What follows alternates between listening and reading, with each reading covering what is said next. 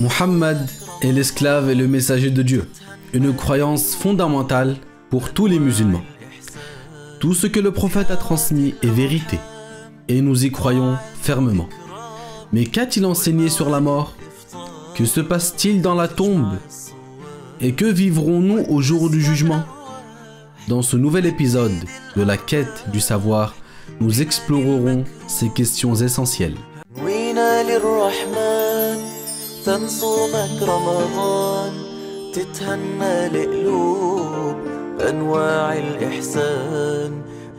Assalamu alaikum wa rahmatullahi wa barakatuh.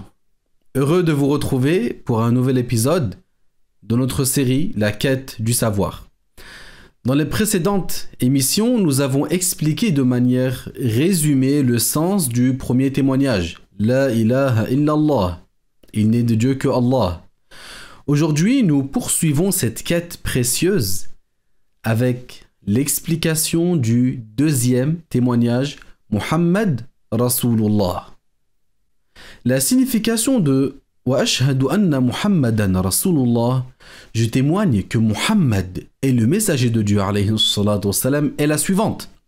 Je sais, je crois fermement en acceptant par mon cœur et je reconnais par ma langue que Muhammad, fils de Abdullah, fils de Abdul Muttalib, fils de Hashim, fils de Abdou Manaf, fils de Qusay, fils de Kilab, fils de Murrah, fils de Ka'b, fils de Lu'ay, fils de Ghalib, fils de Fihr, fils de Malik, fils de Nadr, fils de Kinana, fils de Khuzayma, fils de Mudrika, fils de Ilyas, fils de Mudar, fils de Nizar, fils de Ma'ad, fils de Adnan, de la lignée de Quraysh, qui est la plus éminente des tribus arabes, est l'esclave de Dieu et son messager. Le messager a été envoyé à la totalité des humains et des djinns. Donc, avoir la foi en le message de notre prophète, alayhi salatu wassalam, ça veut dire quoi? Ça veut dire également qu'on croit qu'il est né à la Mecque. Sa mère se nommait Amina, fille d'Wahb. Elle était du clan de Banu Zuhra de Quraysh. Et que la révélation de la mission de prophète est descendue sur lui lorsqu'il habitait à la Mecque, alors qu'il se trouvait à ce moment-là dans la grotte de Hira. Il a émigré en quittant la Mecque pour aller à Médine, l'illuminer sur ordre de Allah tabaraka wa ta'ala. Le messager alayhi salatu wassalam, il n'a pas fui.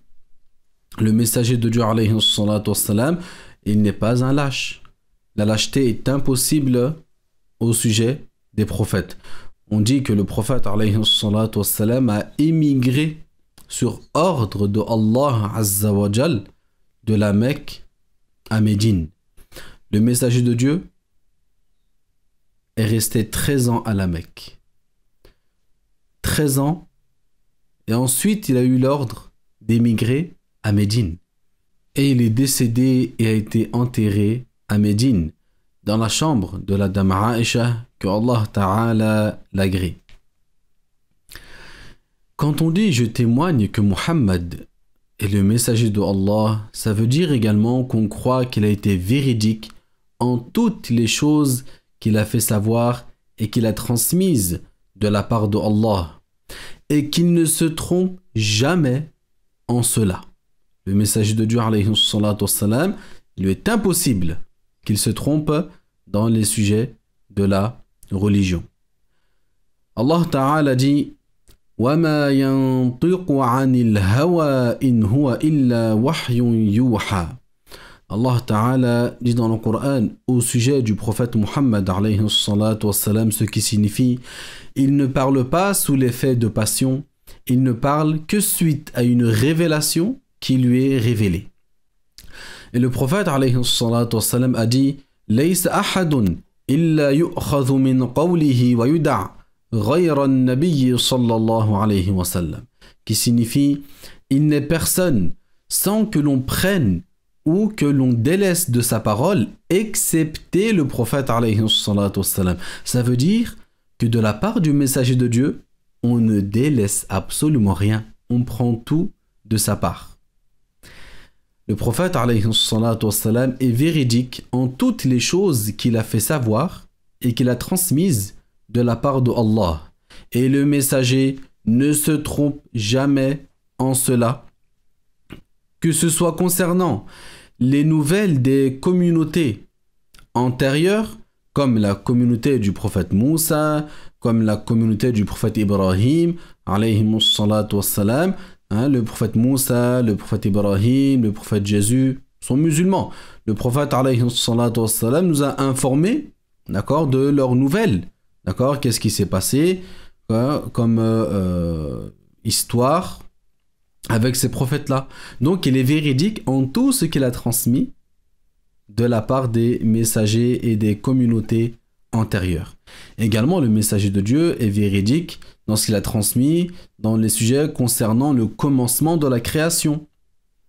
Une fois, des gens du Yémen, des musulmans, sont venus voir le prophète alayhi salatu wassalam pour lui poser une question très importante.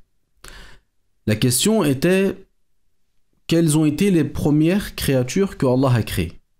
Le messager leur a répondu à cette question. Mais juste avant de leur répondre, le prophète alayhi salatu wassalam leur a fait un rappel dans un sujet de la croyance qui est très important. Il leur a dit: Kana Allah wa lam yakun shay'un ghayruhu wa kana 'arshuhu 'ala al-ma', qui veut dire Allah Ta'ala existe de toute éternité et rien d'autre que lui n'est de toute éternité. Et Allah Ta'ala a fait que le trône soit sur l'eau. Il a créé le trône sur l'eau. Donc ici le messager a répondu à leur question en leur informant que l'eau a été la première des créatures et ensuite le trône. Donc de ce hadith, on comprend que tout hormis Dieu est entré en existence. Allah existe avant l'eau, avant le trône, sans en avoir besoin. Allah Ta'ala ne change pas. Également, le messager alayhi salatu wassalam est véridique dans l'annonce des choses qui se produiront dans le futur. Bien sûr, le messager a cité certaines choses qui lui ont été révélées, qui vont se produire dans le futur. Et il est véridique en cela. En revanche, concernant ce qu'il a dit à propos des sujets du bas monde, sans avoir eu de révélation, dans ce cas-là bien précis, il lui était possible de faire une erreur en cela. Bien sûr, j'attire votre attention. Une chose qui concerne le bas monde et où il n'y a pas eu de révélation.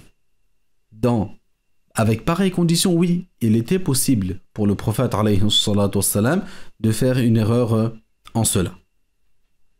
Et il y a des histoires avec certains compagnons à ce sujet.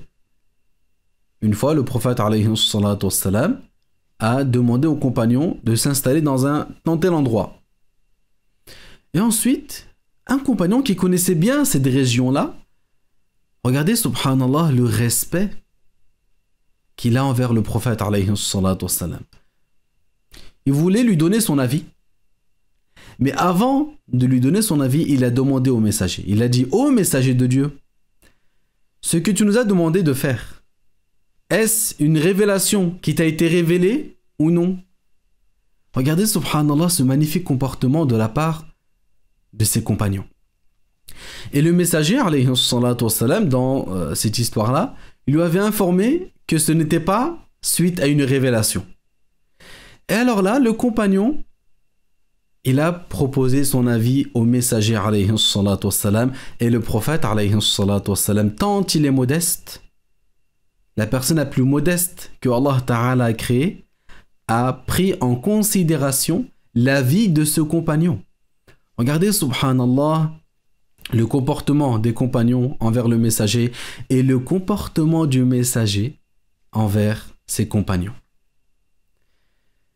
Et parmi les choses faisant partie de ce que le prophète alayhi salatu wassalam a rapporté et auquel il est un devoir de croire fermement et en toute certitude, il y a le châtiment de la tombe qui sera subi par le corps et l'âme, comme la souffrance due à l'obscurité et à l'isolement dans la tombe. Demandons à Allah Ta'ala de nous épargner du châtiment de la tombe. Et pour cela, on doit faire preuve de piété à l'égard de Allah Azza wa Jal, s'acquitter de tous les devoirs, éviter tous les interdits. Également, parmi ce qui a été rapporté de la part du messager de Dieu alayhi salatu wassalam, et auquel on doit y croire, il y a la félicité de la tombe, comme l'élargissement de la tombe de 70 coudées sur 70 coudées, et son illumination par une lumière semblable à celle de la lune, une nuit de pleine lune. Subhanallah, regardez là, cette félicité-là, que ta tombe soit illuminée, alors qu'on sait que normalement dans la tombe c'est l'obscurité, mais Allah Ta'ala est sur toute chose tout puissant. Il accorde la félicité dans la tombe aux pieux parmi les musulmans. Alors, à nous de s'attacher à la piété afin de faire partie de ceux qui profiteront de la félicité de la tombe. Également, parmi les choses qu'il est un devoir de croire et que le messager de Dieu alayhi salatu wassalam nous a transmis, il y a un interrogatoire. Un interrogatoire fait par les deux anges, Munkar et Nakir. Cet interrogatoire aura lieu dans la tombe. Les croyants et les non-croyants de cette communauté seront interrogés sur la croyance qu'ils avaient au moment de leur mort, chacun répondant en fonction de son état. Et les deux anges, Munkar et Nakir, vont poser 3 questions. Man Rabbuk, qui est ton Seigneur? Man Nabiyyuk, qui est ton prophète? Wa ma dinuk, et quelle est ta religion? Le musulman accompli répondra d'un cœur ferme et fort. Il dira: Allah est mon Seigneur, Muhammad est mon prophète, et l'islam est ma religion. Et il nous a été parvenu de la part du messager alayhi salatu wassalam que le prophète, les enfants, autrement dit ceux qui sont morts avant la puberté, ils sont exceptés de cet interrogatoire. Donc, à nous de se préparer à cet interrogatoire. On va répondre dans notre tombe en fonction de notre état au moment de notre mort. Donc, on se doit de s'attacher à la foi, de s'attacher à la meilleure des œuvres. Certes, le messager alayhi salatu wassalam dit dans le hadith: Afdalul a'mal imanun billahi wa rasoulih, qui veut dire la meilleure des œuvres, c'est la foi en Allah et en son messager. Parmi également les choses qu'il est un devoir de croire, qui nous est parvenu de la part du messager alayhi salatu wassalam, il y a la résurrection. C'est quoi la résurrection? C'est la sortie des morts de leur tombe après leur retour à la vie. Également, il y a le rassemblement. C'est le fait que les gens seront rassemblés et conduits après leur résurrection vers le lieu du rassemblement. Également, parmi ce qui est parvenu de la part du prophète alayhi salatu wassalam, le jour dernier. Il débute par la sortie des gens de leur tombe et finit par l'établissement des gens du paradis au paradis et des gens de l'enfer dans le feu de l'enfer. Également, parmi ce que le prophète alayhi salatu wassalam nous a transmis et qui est un devoir de croire, il y a le jugement. C'est l'exposition à chacun de ses propres actes. Chacun sera jugé sur ses actes. Il y a 2 anges, Raqib et Atid, qui inscrivent tous nos faits et gestes, toutes paroles, tous nos regards également. Et c'est sur cela qu'on sera jugé au jour du jugement. Donc, en fonction de ce livre-là, dont les anges ont noté. Et ce jour-là, il y aura, de manière générale, 2 catégories de personnes. Il y aura ceux qui seront réjouis de voir leur livre, puisqu'ils savent ce qu'il contient comme bien, comme hasanat, comme bonnes actions. Et il y a ceux qui ne seront pas réjouis parce qu'ils savent qu'ils ont commis beaucoup d'injustices dans ce bas monde. Regardez, subhanallah, ce verset du Coran, dans Surat Al-Haqqa, Allah Ta'ala nous informe au sujet de ceux qui vont se réjouir lorsqu'ils vont voir leur livre. Ils vont dire Ha umqra'u kitabiyah, qui veut dire ces gens-là qui vont prendre leur livre de leur main droite, tellement ils seront heureux, tellement ils seront dans la joie. Ils vont dire tenez, lisez ce qu'il y a dans mon livre, parce qu'ils n'auront pas honte de montrer aux gens ce que contient leur livre comme bonnes actions. Ils n'auront pas honte. Et on demande à Allah Ta'ala de faire partie de ces gens-là. Également, parmi ce qui est parvenu de la part du messager alayhi salatu wassalam, la récompense. C'est la rétribution par ce qui réjouira le croyant et qu'il recevra dans l'au-delà pour ses bonnes actions. Toutes les bonnes actions. Donc ne minimisez aucune bonne action. Même de donner en aumône un grain de raisin. Même de donner en aumône peu d'argent ou peu de nourriture. Ne fût-ce qu'une partie d'une date ou une date entière. Ne minimisez aucune bonne action. Certes, Allah Azza wa Jal rétribue pour chaque bonne action. Regardez cette histoire-là avec la dame Aïcha radiyallahu ta'ala anha. Une fois, quelqu'un demandait une aumône. Une personne demandait à manger. Et elle a pris un grain de raisin et elle lui a donné. Et une personne a vu la dame Aïcha donner ce grain de raisin. Et cette personne était étonnée. Et c'est comme si elle reprochait à la dame Aïcha que ce qu'elle a donné, c'est très peu. Mais elle lui a fait référence à un verset du Coran Al-Karim. Elle lui a dit en fait, mais dans ce grain de raisin, combien a-t-il d'atomes, dharra en arabe? Parce qu'en fait, celui qui fait ne fût-ce combien le poids d'un atome, il le verra au jour du jugement. Donc ne minimisez aucune bonne action. Et parmi les bonnes actions qui sont faciles à faire, c'est d'assister à des assemblées de religion. Donc je vous invite à profiter des assemblées données dans nos centres d'APBIF le plus proche de chez vous. Certes, la science de la religion, c'est la vie de l'islam. Profitez de ce bien, profitez des récompenses, profitez des bonnes actions que vous retrouvez au jour du jugement, Inch'Allah ta'ala. Également, parmi ce qui est rapporté de la part du messager, sallallahu alayhi wa sallam, il y a le châtiment. C'est ce qui affligera l'esclave ce jour-là, comme le fait d'entrer en enfer, et les punitions moindres que cela pour ses désobéissances. Au jour du jugement, par exemple, il y aura des gens qui seront affectés par la chaleur du soleil. Le soleil va se rapprocher de la tête des gens. Il y en a, leur sueur va arriver jusqu'à leurs genoux, jusqu'à leur nombril. Certains vont se noyer dans leur transpiration.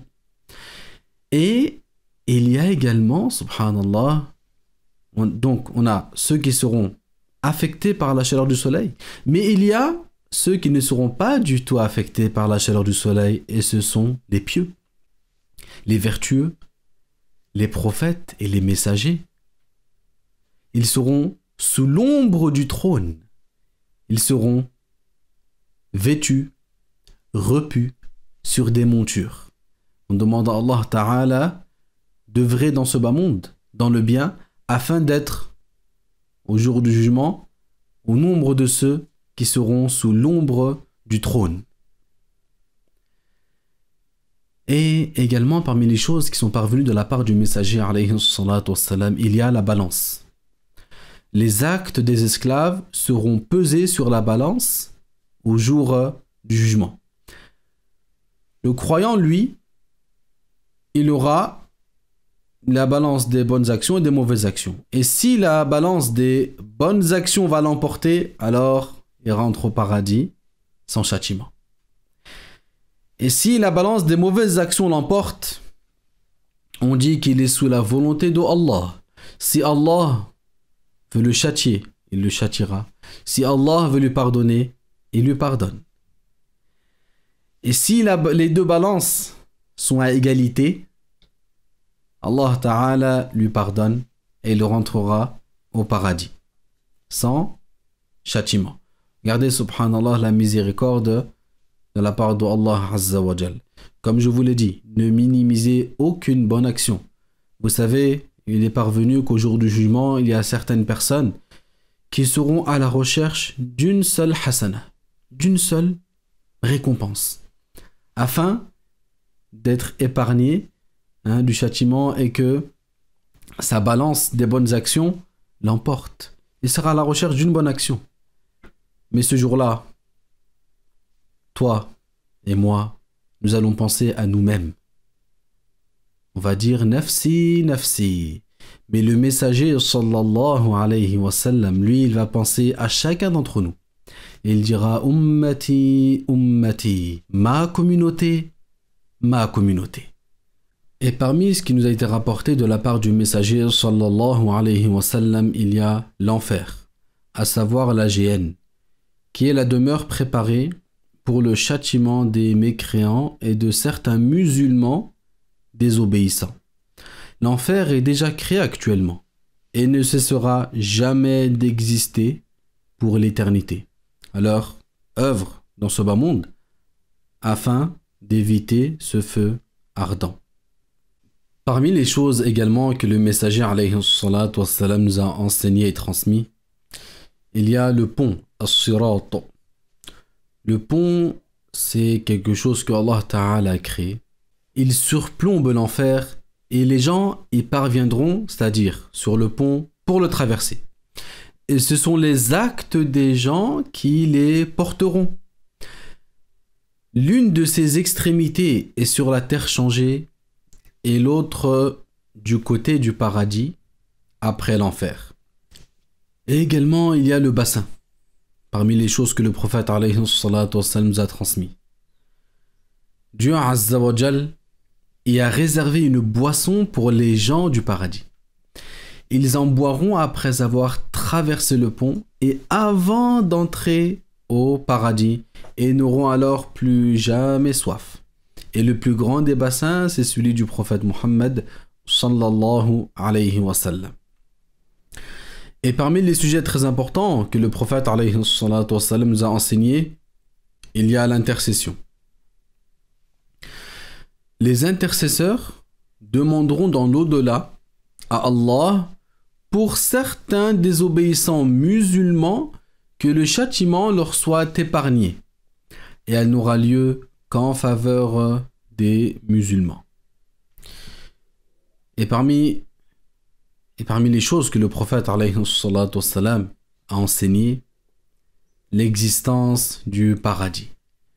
Le paradis, c'est la résidence que Allah a préparée pour la félicité des musulmans.